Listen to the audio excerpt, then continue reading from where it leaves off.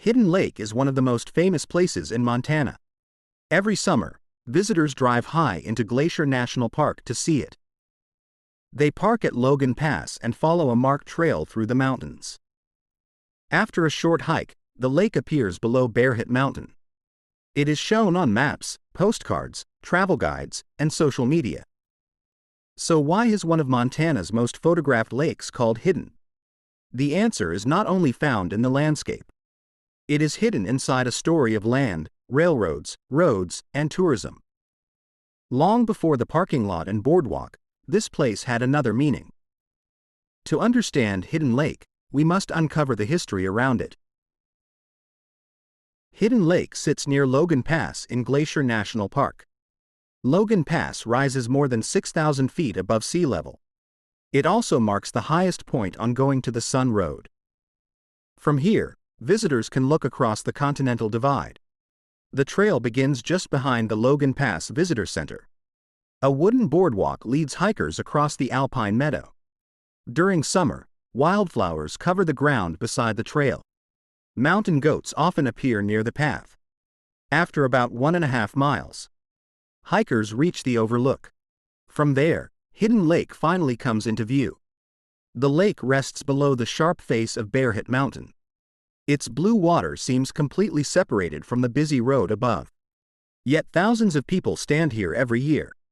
This makes the lake feel hidden and exposed at the same time. But before the road existed, reaching this view was a very different journey. Long before tourists called this place wilderness, indigenous people already knew these mountains. For the Blackfeet, the land east of the Continental Divide was part of a living homeland. The valleys, rivers, and peaks were connected to travel, ceremony, hunting, and memory. This landscape was not empty or untouched. It was known, used, respected, and passed through generations. But later visitors often described the mountains as wild and unoccupied. That idea made the land seem separate from human history. It also helped create the image of a pure American wilderness. In that story, nature began only when the park was created. But the real history started much earlier. The mountains already had names, roots, meanings, and traditions. They were not waiting to be discovered. They were already part of a much older world. What changed was not the land itself. What changed was who had the power to define it. By the 1890s, outside interests were turning their attention toward these mountains. Rumors of copper and gold attracted prospectors to the eastern slopes. Mining groups began pushing the federal government to open the land. In September 1895, government commissioners met with Blackfeet leaders. The negotiations continued for several difficult days. The final agreement transferred control of nearly 800,000 acres. In return, the United States promised the Blackfeet $1.5 million.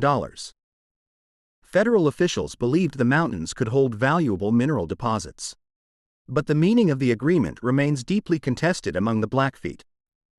Soon, prospectors entered the mountains in search of copper and gold. They dug tunnels and followed every sign of possible wealth.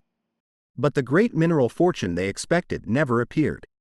The mining dream failed, but control of the land had already changed. The region later became protected federal land and then part of Glacier National Park. The mountains had escaped a mining boom, but a new industry was about to arrive. The mining boom never arrived, but the mountains soon gained a different kind of value. The Great Northern Railway ran along the southern edge of the region. The company needed exciting destinations that could fill its passenger trains. Glacier National Park offered the perfect opportunity. The railroad began selling these mountains as a grand American adventure. Between 1910 and 1915, it built hotels and remote mountain chalets. Many of these buildings were designed to resemble Swiss lodges. The company promoted Glacier as the American Alps. Colorful posters showed towering peaks, clear lakes, and untouched valleys. They promised travelers a European experience without leaving the United States. Visitors arrived by train and entered a carefully planned tourist world. Hotels, horses, guides, and trails shaped how they experienced the park. Great Northern advertising also used Blackfeet people and culture to attract tourists. But those images rarely explained how control of the land had changed. Glacier was no longer just a landscape because it had become a national product. The railroad brought visitors to Glacier, but it could not carry them deep into the mountains. By the 1920s, the automobile was changing the way Americans traveled. Park officials wanted a road that could cross the Continental Divide. Construction began on what would become Going to the Sun Road. Workers faced steep cliffs, heavy snow, falling rocks, and dangerous terrain. Much of the road had to be carved directly into the mountainside. Early plans included many sharp turns along the western slope. Landscape architect Thomas Vint believed those turns would damage the view. He supported a longer route with only one major switchback. That decision created the famous section now known as the Loop. After more than a decade of work, the full road opened in 1933. Cars could now climb directly to Logan Pass. A journey that once required days could be completed in only a few hours. Hidden Lake was no longer isolated from ordinary travelers. The road had not changed the lake, but it had changed how America could see it. After World War II, more Americans began traveling by car. National parks soon faced crowds they had never seen before. Parking lots, restrooms, roads, and visitor centers struggled to keep up. In 1956, the Park Service launched a major program called Mission 66. Its goal was to modernize the parks for a new age of mass tourism. At Logan Pass, that plan led to a new visitor center. The building was designed to place visitors directly inside the mountain landscape. Large windows opened wide views across the Continental Divide. From the parking lot, tourists could quickly reach the alpine meadows. The Hidden Lake Trail made the landscape feel close and easy to explore.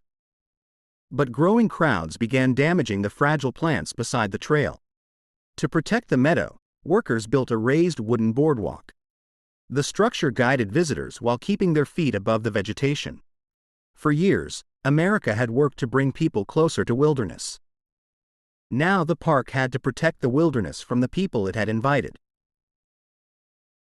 Making Hidden Lake easier to reach created problems that early planners never expected. Thousands of boats now pass through this fragile alpine environment each summer. Even a single step beyond the trail can damage plants that grow very slowly. Cold temperatures and thin soil make recovery difficult. The boardwalk protects the meadow, but it cannot remove every human impact. Food, noise, and crowds also change the behavior of nearby wildlife. Mountain goats often approach busy areas because they are attracted to salt left by people. Bighorn sheep, marmots, and ground squirrels also live close to the trail. Grizzly bears sometimes move through the same valleys used by hikers. Near the lake, spawning fish can attract bears searching for an easy meal. For safety, officials may close parts of the trail when bear activity increases. Parking congestion has become another challenge at Logan Pass. Visitors may wait for a space before they can even begin the hike. A road built to open the mountains now forces the park to manage who can enter. Hidden Lake became accessible, but that access came with a growing cost. Hidden Lake was never the only thing hidden in these mountains. Behind the peaceful view lies a history of land, power, and changing ownership. The idea of untouched wilderness hid the people who already knew this place. Tourism posters hid the business that turned the mountains into a product. The road hid the dangerous work required to make the lake accessible.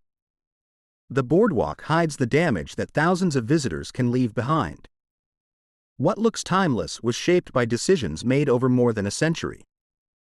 Hidden Lake was transferred, advertised, engineered, protected, and photographed. The lake may no longer be hidden, but much of its history still is. This is the America hidden in plain sight.